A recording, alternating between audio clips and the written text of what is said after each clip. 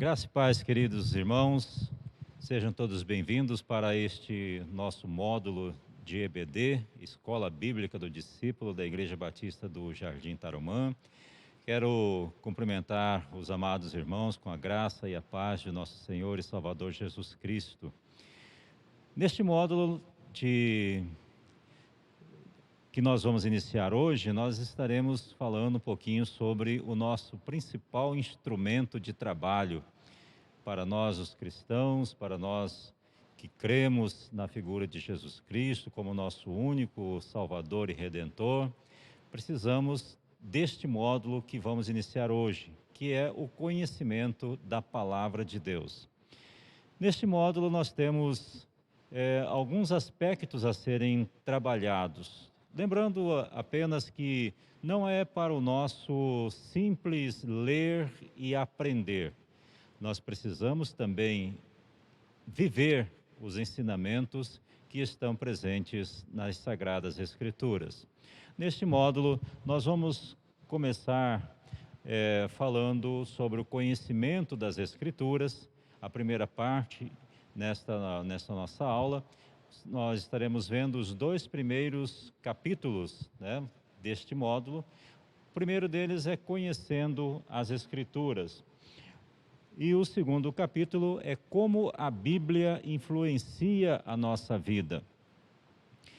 Numa aula futura, nós estaremos vendo também Deus fala conosco através da Bíblia. E este módulo é interessante porque aqui nós vamos entender um pouco de como Deus transmite a sua mensagem para nós e Ele traz também palavras de acordo com as nossas necessidades para aquele momento. Isso é muito importante porque nós podemos recorrer à palavra de Deus sempre que precisar e sempre Deus terá uma palavra para nos entregar para aquela circunstância que estamos vivendo. Isso é muito importante quando nós estamos estudando a Bíblia. E, finalmente, o quarto capítulo que nós vamos trabalhar com os amados irmãos é Como estudar a Bíblia com proveito. Você está preparado para começar a conhecer um pouquinho da Palavra de Deus? Eu estou super ansioso, não sei quanto a vocês, mas vamos lá. Eu quero inicialmente trazer algumas curiosidades.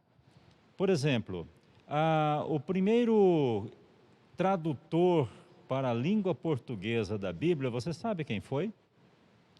3 segundos. 1, 2, 3, sabe? João Ferreira de Almeida, isso mesmo, para você que respondeu João Ferreira de Almeida, você acertou.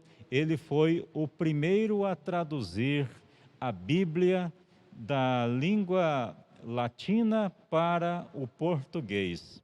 E graças a ele nós temos a Bíblia totalmente traduzida para a língua portuguesa. E nós vamos aprender isso mais para frente lá no nosso módulo, como ele chegou a fazer esse tipo de coisa.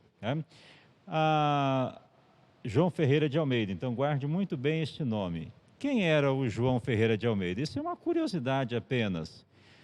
Ele era um português, nascido na cidade de Lisboa. Ele converteu-se ao Evangelho na igreja holandesa reformada, então, portanto, de origem luterana.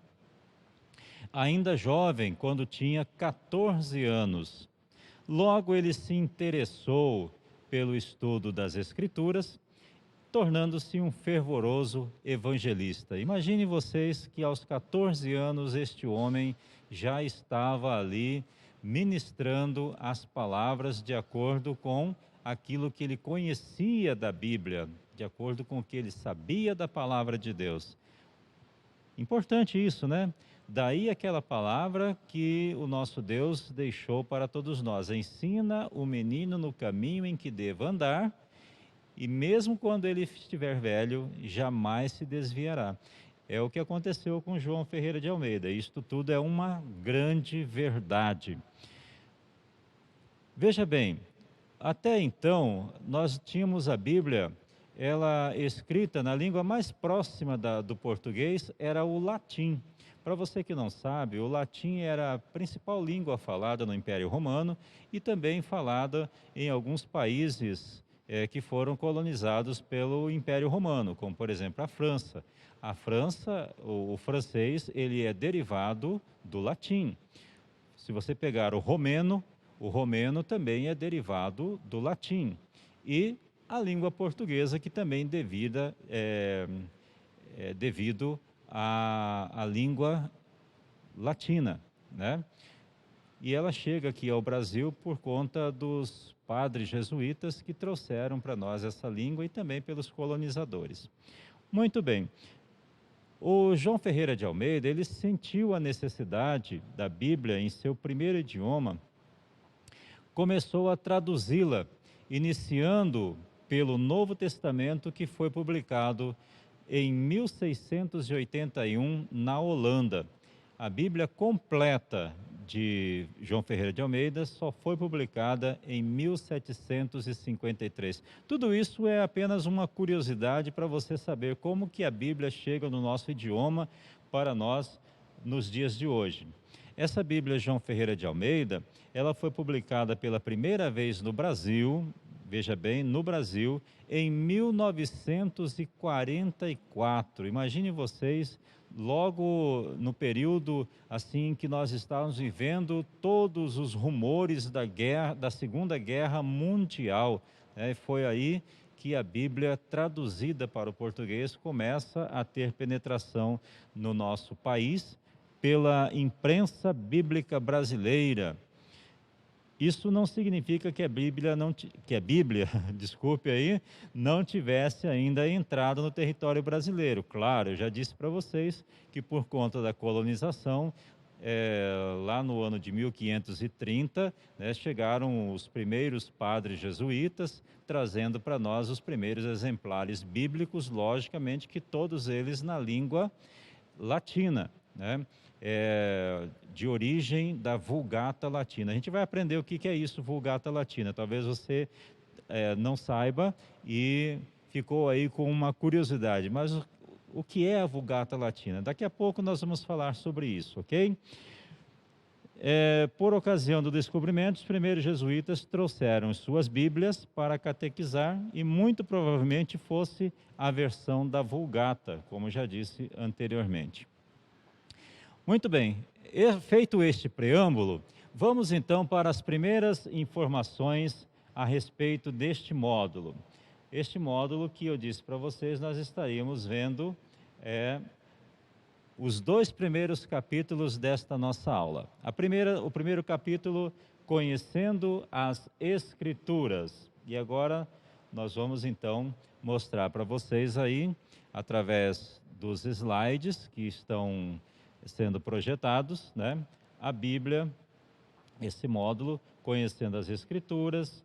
Depois nós vamos para como a Bíblia influencia a nossa vida, Deus fala conosco através da Bíblia e, finalmente, como estudar a Bíblia com proveito. Eu sou o pastor Wilson, né?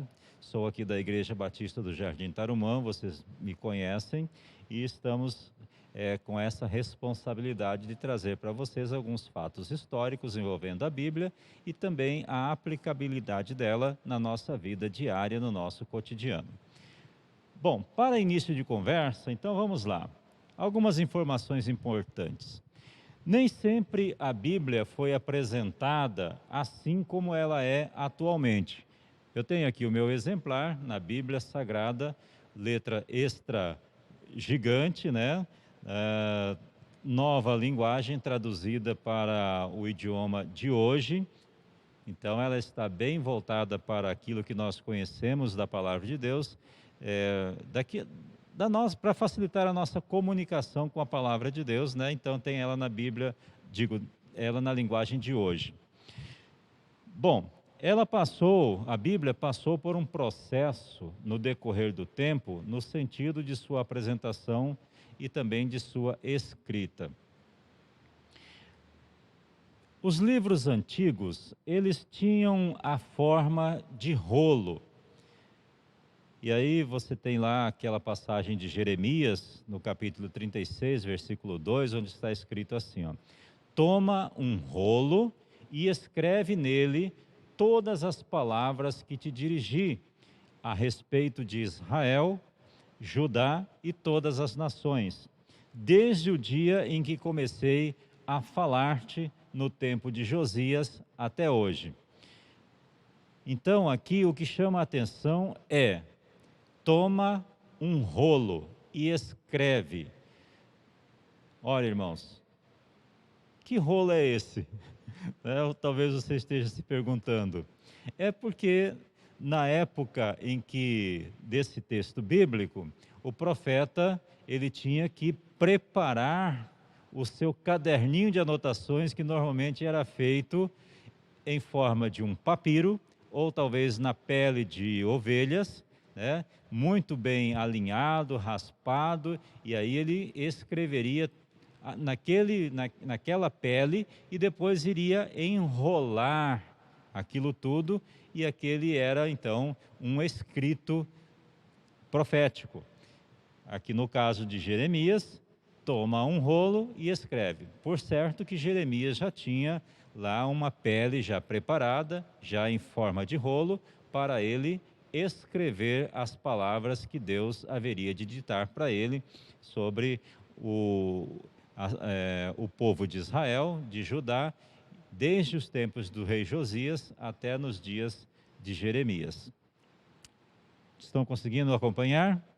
Então, a palavra rolo já diz para nós que, inicialmente, a Bíblia não tinha esse formato de livro. Tinha a forma de um rolo. A Bíblia só foi impressa em formato de livro após a invenção do prelo de tipos móveis em 1450, por Gutenberg. 1450, irmãos, eu não sei se você está muito ligado a datas, mas este aí é o período em que já estamos vivendo os primeiros rumores da reforma. Foi justamente nesse período que o Gutenberg, lá na Alemanha, ele acaba inventando a imprensa escrita. Eu tenho aqui algumas informações. Olha só, não sei se você consegue ver aí no slide, mas ali tem a imagem de um oficial, né, de uma pessoa de ofício que era de gráfica. Ele está ali imprimindo uma página por vez, né? Então, imagine a trabalheira que dava para você montar um livro com este volume que nós temos hoje, imprimindo uma única página por vez e tendo que colocar cada letrinha no seu lugar, né, para você depois imprimir isso tudo. Cada livro da Bíblia era um rolo, e eles não estavam juntos, né, como agora. Isto só foi possível com a invenção do papel no século II, através dos chineses. O papel, para quem gosta de história, né, assim como eu, o papel chinês inventado naquela época era extraído da farinha do arroz. Não é a mesma coisa que nós temos hoje, que é a seiva, né, das árvores que são transformadas, a celulose, né, que é transformada em papel, como nos dias de hoje. Lá na China era utilizado a farinha do arroz, que era depois tudo aquilo transformado numa massa, num conglomerado e espichado, era um papel, através dos chineses, e tornou-se impressa com o surgir do prelo. O prelo é esta imagem que você está vendo aí na sua tela, de tipos móveis, lá no ano de 1450, por Gutenberg. Você deve estar se perguntando, mas, pastor, que prelo é esse? Eu estou vendo essa imagem do cara girando uma alavanca, uma manivela aí, né? Mas eu não consigo entender o que é este prelo. Veja nesse próximo slide agora, o que é um prelo. Aqui nós temos um fragmento de texto que já foi composto, né? Já foi todo colocadinho ali, as letrinhas colocadas uma após a outra. Imagine vocês também que era muito trabalhoso na época de Gutenberg. Hoje não, né? Hoje você pega um computador aqui, você vai digitando as páginas e põe para imprimir e fica tudo tranquilo, né?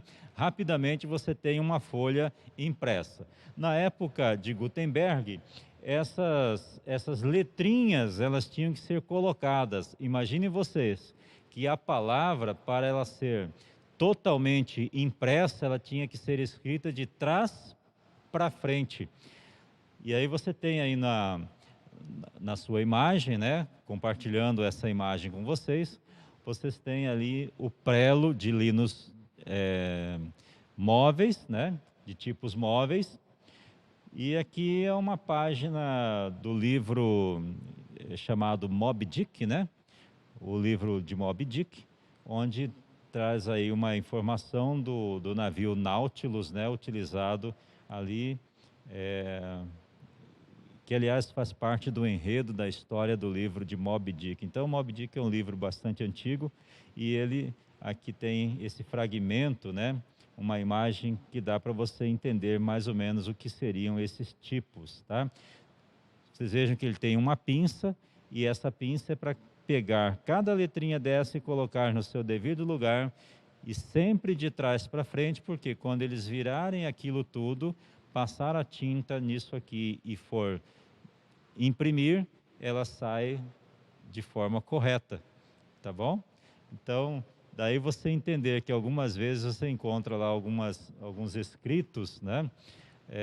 Por exemplo, ambulância, escrito de trás para frente, mas se você olhar pelo seu espelho retrovisor do carro, ele está escrito na forma correta. E esses impressos aqui também eram assim montados, tá? Vamos lá então. Este foi um grande avanço para a divulgação da palavra de Deus, pois até então era tudo manuscrito, era escrito na pena mesmo, né? Molhando a tinta, né? Com a pena, molhava com a tinta e ia escrevendo. Com os linotipos, isso já ficou um pouco mais fácil. Era só você vir com um rolo, né? Tipo esses que a gente usa para pintura, passa a tinta sobre aqueles tipos móveis e aí era só imprimir a folha que ficaria tudo certinho, bonitinho, sem precisar usar a pena como era o costume naquela época, ok? Vamos para a próxima informação que temos aí. O que é a Bíblia? Afinal de contas, nós precisamos conhecer também e entender o que é o vocábulo Bíblia. Bíblia, ela tem seu significado lá em um vocábulo grego que era o biblos. Biblos, que quer dizer coleção de pequenos livros. Quando você pegar a palavra Bíblia e você tem esta coleção de livros que nós temos aqui, né? Todos eles dentro de um mesmo livro, você tem biblos, que é o vocábulo grego, que significa coleção de pequenos livros. Você vê que a Bíblia, por si só, ela não é apenas um livro, ela é um compêndio cheio de pequenos livros, ok? Muito bem. Então, o vocábulo que se usa para isso é biblos. Então, a Bíblia é um biblos. Mas também, cada livro desse que está dentro da Bíblia possui um nome específico. Cada livro que está dentro da Bíblia, ou seja, que compõe a Bíblia, também tem um nome específico. E ela vem do original latino, aí não mais grego, né? Que significa biblion. Então, cada livro da Bíblia é um biblion, que significa rolo ou livro.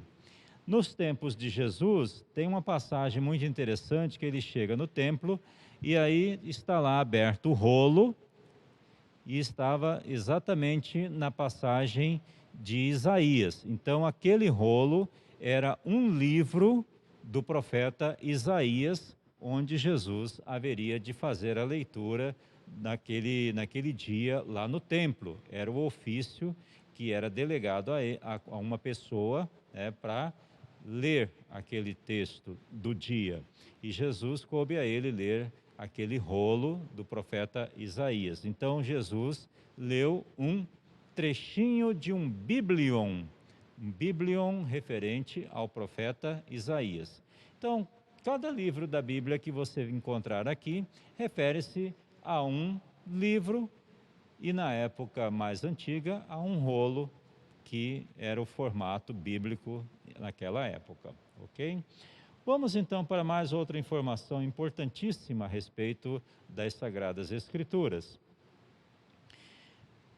Essa palavra biblion, ela tem a sua origem em uma planta, um vocábulo que era muito utilizado lá no Egito, né?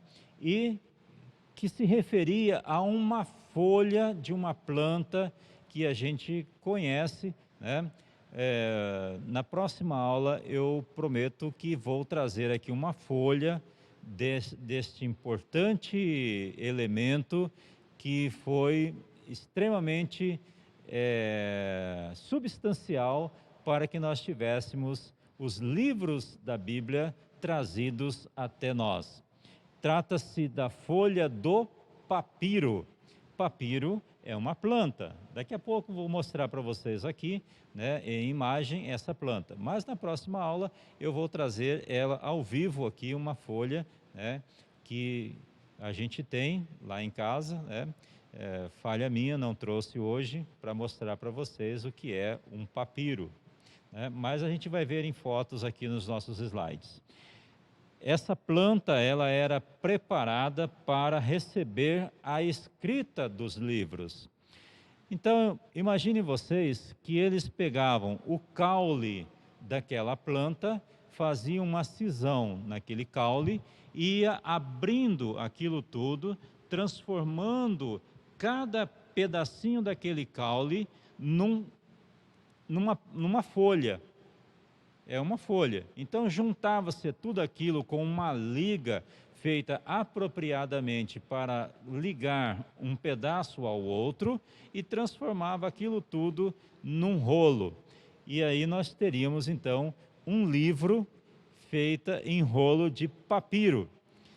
Gente, quando a gente tem a facilidade de ter uma Bíblia, assim como esta que eu tenho aqui comigo, ou talvez quando você pega o seu celular e você tem a Bíblia digital, você não imagina como que deu trabalho para nós chegarmos a esta evolução que temos hoje. Já parou para pensar que os escribas daquela época, eles tinham que preparar tudo de maneira muito rústica, de maneira muito artesanal, para chegar a ter os escritos sagrados bem guardados, bem informados e escritos, e para chegar até nós nos dias de hoje, com essa facilidade que temos.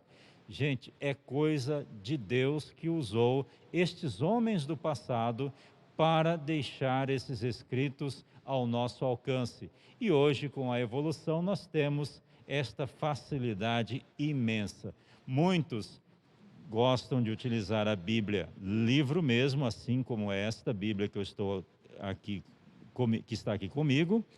Outros já por facilidade de acesso, vamos abrir as nossas Bíblias, e aí você já puxa o seu celular e você tem a Bíblia digital.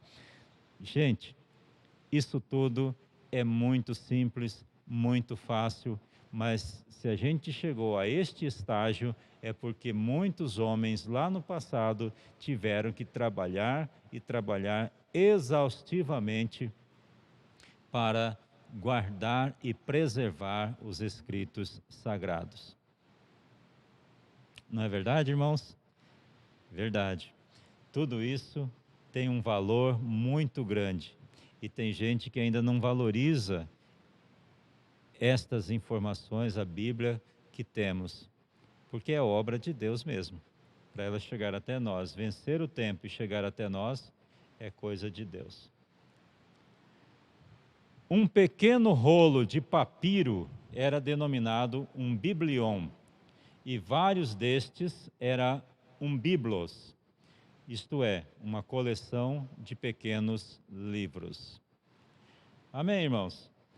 Aqui agora, nesse próximo slide, você vai ver aí o papiro. Eu disse para vocês que eu iria mostrar em imagem, mas que numa aula futura, numa aula vindoura, eu traria o ramo aqui para vocês verem ao vivo e a cores como é esta folha, tá?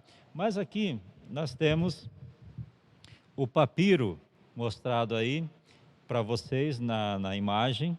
É uma planta que cresce ao longo das margens e do delta do rio Nilo, lá no Egito, e dele se faziam não apenas as folhas, ou seja, o papel para ser usado para escrever os escritos sagrados, mas também eles tinham outra finalidade. Os egípcios usavam muito isso por serem politeístas, ou seja, acreditavam em vários deuses. Eles também usavam esses rolos de papiro para deixar escritos ali os seus hieróglifos, ou, dependendo da pronúncia, hieroglifos, né? Com a ilustração da glória dos deuses e do faraó, que também para eles era considerado um deus lá no Egito. Além de guardar e armazenar essas informações dos deuses e da linhagem faraônica, o papiro também era muito utilizado para fazer as velas de navios, das embarcações. Se hoje nós temos os panos e os tecidos, lá na época no Egito usava-se o papiro para serem unidos um ao outro e formar as velas, ou seja, aquele pano que impulsionava os navios conforme o vento ia batendo naquele objeto.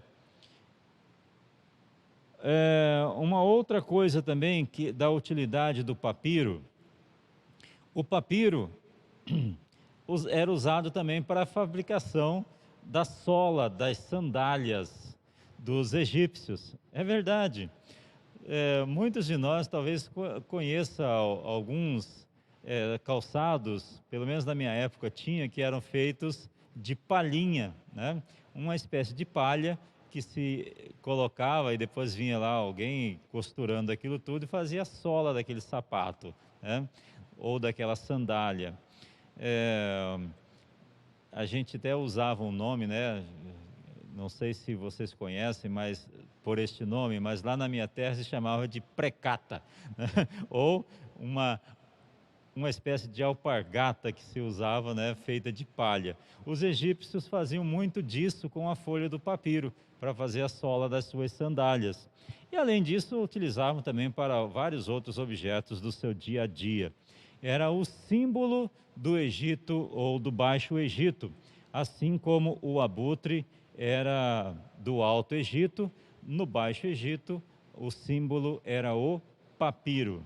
Vocês vejam bem que esta planta ela tinha um significado muito importante para os egípcios.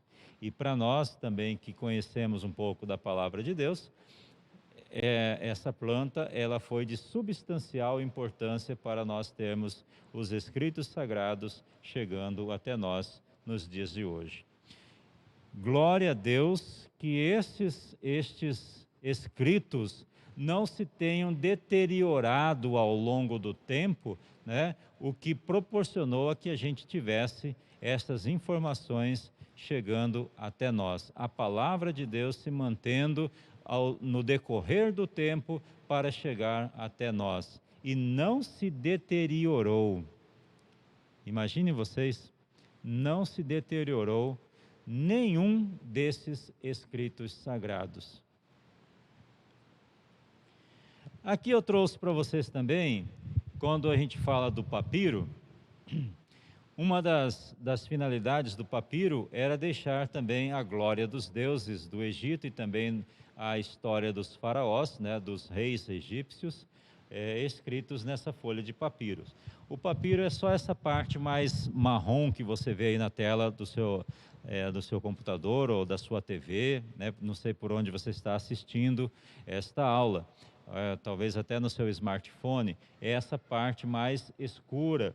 E ali nós temos um escrito, a começar lá de cima das primeiras imagens até as últimas imagens que você tem nesta tarja meio marrom que tem ali, existe um escrito. E ali está escrito assim, ó. Veja bem, isso é um fragmento histórico da época do Egito, tá? Isso é coisa de historiadores que vão rebuscar a história e trazem para nós essas informações. Então veja bem o que está escrito ali. É o milenar livro dos mortos do Antigo Egito. Está escrito assim, ó, louvei e glorifiquei o disco. O disco aí no caso seria como se fosse uma entidade superior, né? Falarei com o disco e os moradores do céu. Aqui nós temos a impressão de que eles têm alguma coisa a ver com uma entidade superior que poderia ser o próprio Sol e as suas estrelas, como poderia ser qualquer outra entidade em que eles acreditavam, né? E as divindades que faziam parte daquele disco, certo? Exaltai aquele que reside no seu disco. Aqui no caso seria como se fosse um firmamento, né?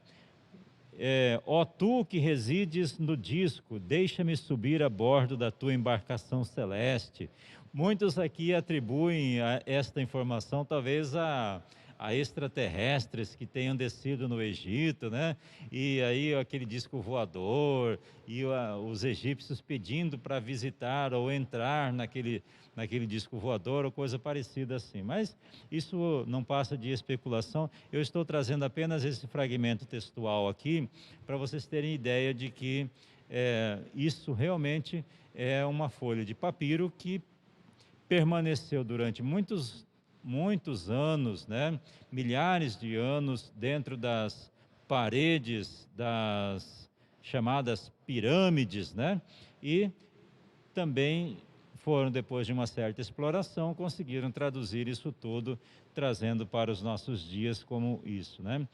Que sejam como os marinheiros divinos do céu, forçou os caminhos da terra e do céu, ó tu que voas pelo céu, brilhas, conheço as rotas do firmamento, e assim por diante vai aí todo um processo histórico que está escrito através desse fragmento de papiro que vocês estão vendo aí na tela do na imagem que você está vendo aí, tá bom? É apenas para ilustrar como era utilizada a folha de papiro, tá bom, irmãos? Isso aqui não tem nada a ver com a nossa fé cristã, é apenas uma curiosidade e uma informação a mais que eu julgo importante para vocês verem como era a importância de se ter o papiros para deixar escrito estas informações para vencer ao longo dos anos e chegar até os nossos dias. Muito bem, aqui nós temos mais um pedacinho de um papyrus, né? Esse aqui já está um pouco mais decomposto, né? Algumas informações já se perderam ali, mas se trata de um fragmento utilizado para fazer cálculos matemáticos. E ali, dentro desse fragmento aí que você está vendo, nós temos pelo menos 84 problemas aritméticos, além de algumas tabelas de frações, problemas aritméticos, algébricos e geométricos, com soluções bem comuns e também algumas frações, algumas tabelas de frações que os egípcios eram muito bons nisso também. Esse fragmento ele é aproximadamente de 1800 antes de Cristo, né? Para você ver. E acaba chegando até os nossos dias, ficaram muito bem conservados ali no interior das pirâmides, nas catacumbas, tá? Assim como alguns escritos sagrados nossos também foram conservados, né, em vários lugares, como nós veremos muito em breve nas nossas aulas. Uma outra forma de apresentação dos primeiros volumes bíblicos trata-se do pergaminho. O pergaminho é aquele rolo feito de pele, como como eu já mencionei, né, na época do profeta Jeremias, e também aquela passagem em que Jesus toma o rolo do profeta Isaías e lê, né, aquele pedaço, aquele trecho do livro. O pergaminho era o nome dado a uma pele de animal, normalmente pele de ovelha, né, ou de cabritos ou cabras, preparada para nela se escrever. O que dificultava a escrita, porque imaginem vocês pegar uma pele, ela tem a sua superfície toda irregular, muito embora eles trabalhassem muito bem com suas facas, né, com seus estiletes, iam retirando todas as impurezas, mas com o passar do tempo, aquela pele ela ia se enrustecendo, né? Não sei se é esta palavra, mas ela ia se tornando um pouco mais rústica e todas as pequenas imperfeições que tinham naquela pele iam aparecendo, o que dificultava muito se escrever naquele pergaminho, naquela pele. Mas também foi um outro recurso muito usado para se escrever os textos bíblicos, muito utilizado no período dos profetas, né, o pergaminho. O pergaminho que era feito normalmente, volto a dizer, normalmente de peles de cabra, carneiro, cordeiro ou ovelha, certo?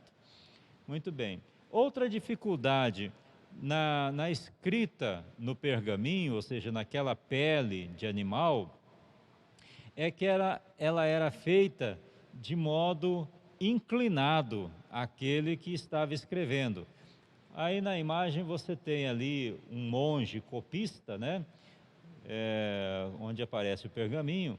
Esta imagem é de um monge copista que está em sua biblioteca, normalmente num lugar como se fosse um sótão, né?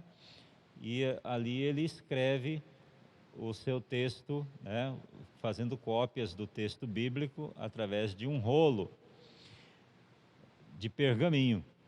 E como dificultava muito aquele rolo, ele tinha que ficar nesta posição, assim, para ser escrito, isso dificultava muito para quem estivesse escrevendo. Então, ele tinha que ficar nessa posição, escrevendo os textos bíblicos. Daí a gente ter algumas ideias, né, daqueles monges que eram chamados de corcundas, né? Eles iam adquirindo essas imperfeições no seu corpo físico por conta da posição que eles ficavam durante muito tempo fazendo as cópias dos textos bíblicos, né, para os pergaminhos ou para as folhas de papiro, tá? Você já deve ter visto algumas imagens, né, na internet, está repleta delas, de monges todos imperfeitos, muito corcundas, né, que era a imperfeição que era adquirida através do tempo, né, por conta da sua coluna cervical, ficar bastante tempo numa única posição, fazendo cópias dos textos bíblicos. Bom, avançando um pouquinho mais, e aqui nós estamos apenas trazendo algumas informações históricas a respeito das Escrituras Sagradas, ok, meus irmãos? Porque nas nossas aulas vindouras nós vamos ver algumas aplicações desses textos bíblicos, tá? E a gente vai convidar vocês também a fazer uma visita à Bíblia e vamos utilizar muitos textos bíblicos para vocês fazerem a comparação entre um escrito e outro. Mas vamos a mais uma informação importante. Os primeiros 5 livros da Bíblia formavam um único rolo, que era chamada de Torá. Ainda hoje é chamada de Torá. Então, se você pegar aqui na Bíblia, na sua Bíblia, você abrir aí, os primeiros 5 livros que vão de Gênesis até o Deuteronômio, você vai encontrar os 5 primeiros livros da Bíblia. Tá? O livro de Josué já não entra nessa contagem, ele não pertence à Torá. Vai até o livro de Deuteronômio. Então, se você pegar de Gênesis até Deuteronômio, todo ele, você tem a Torá. Torá, meus irmãos, é um nome judeu dado para esses 5 primeiros livros. Tanto é que a fé judaica, em muitos casos, eles dão muito mais valor e muito mais importância a estes primeiros 5 livros do que a Bíblia toda, tá? Então, para eles é importante ter o conhecimento da Torá, enquanto que os demais livros, eles adquirem uma importância secundária. Isto para o judaísmo mais conservador e mais tradicional. Agora nós temos uma corrente judaica que é um pouco mais avançada, né? Eu diria assim, um pouco mais reformada, que aceita perfeitamente bem todos os demais livros das Sagradas Escrituras. Mas os mais tradicionais, a Torá é o que tem importância significativa para todos eles. A ponto, inclusive, de os filhos, conforme estão sendo gerados no ventre da mãe, as próprias mães e os pais já citarem esses textos da Torá para que aquela criança que está sendo gerada já saiba, ao nascer, que aquilo é importante para eles, né?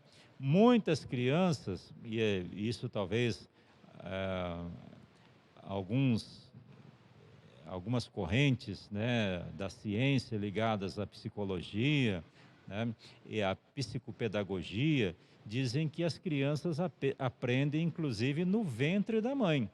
E por isso os judeus citam textos da Torá enquanto aquela criança está sendo gerada, para que ao nascer já nasça até sabendo do que se trata aqueles textos bíblicos. Muitos deles não têm dificuldade nenhuma ao crescer de memorizar os textos da Torá.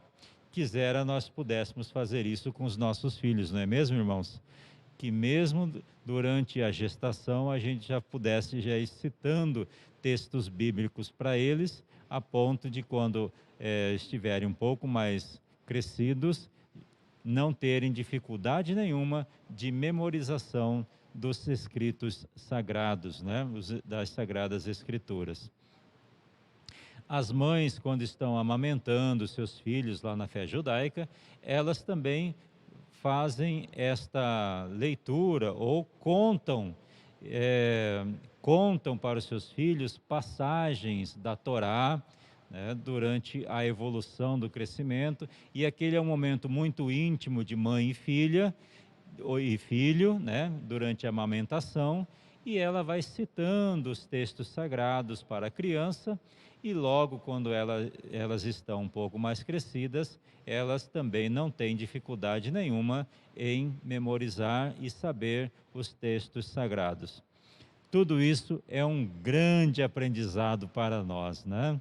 Nós ocidentais precisamos aprender muito ainda a usar os textos bíblicos desde a mais tenra idade, né, com os nossos pequeninos, para irem crescendo já conhecendo a palavra de Deus e o temor do Senhor. Você não concorda com isso? Vamos a mais uma informação? E já estamos nos encaminhando para o final desta nossa primeira aula. e o próximo capítulo nós vamos, numa aula vindoura, esmiuçar para vocês. Aqui tem a imagem de um rolo sagrado, né? Vocês podem ver que aqui eu fiz questão de trazer essa imagem porque aparece muito bem a emenda de um pedaço de pergaminho no outro, né? Ali como eles eram unidos por uma celulose, né? Que era utilizada. Isso aqui é uma pele de animal, né? Feito ali os bastonetes de madeira, onde eles eram enrolados, tanto de um lado quanto de outro, e conforme você ia lendo, você ia enrolando. Por exemplo, se você enrolar a parte da esquerda, significa que você tem toda a direita ainda para ser lida. Quando você chegar ao final da direita, se você quiser iniciar novamente, você tem que enrolar toda a direita, deixando a esquerda livre para você iniciar a leitura daquele biblion, tá? Ou seja, daquele rolo de pergaminho, certo? Aqui você vê perfeitamente a emenda de um rolo ao outro e vocês vejam que é apenas um livro só, tá?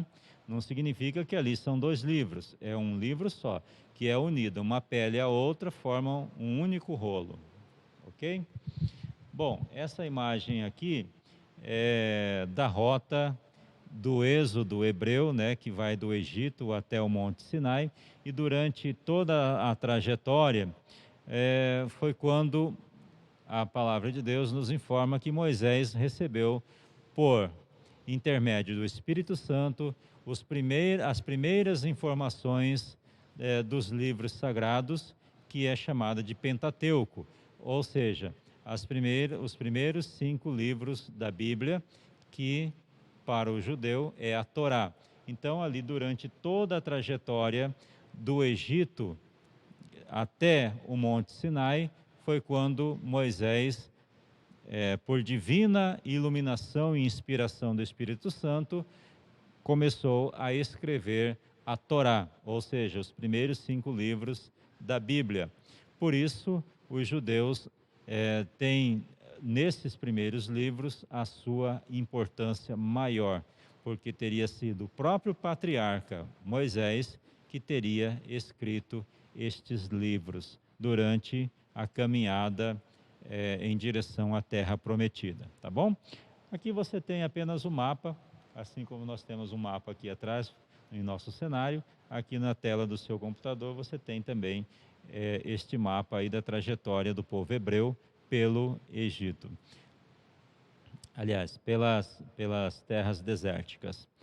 Meus irmãos, essas próximas informações aqui eu vou deixar para a nossa próxima aula. E para você que tiver alguma curiosidade, né, se você quiser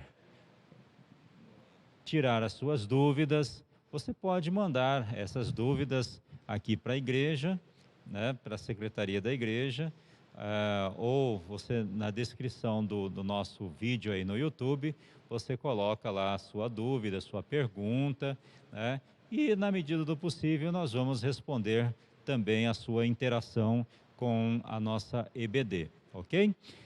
Mas não deixe de tirar suas dúvidas. Talvez durante essa nossa conversa inicial até esse momento, você tenha tido algumas dificuldades de entendimento.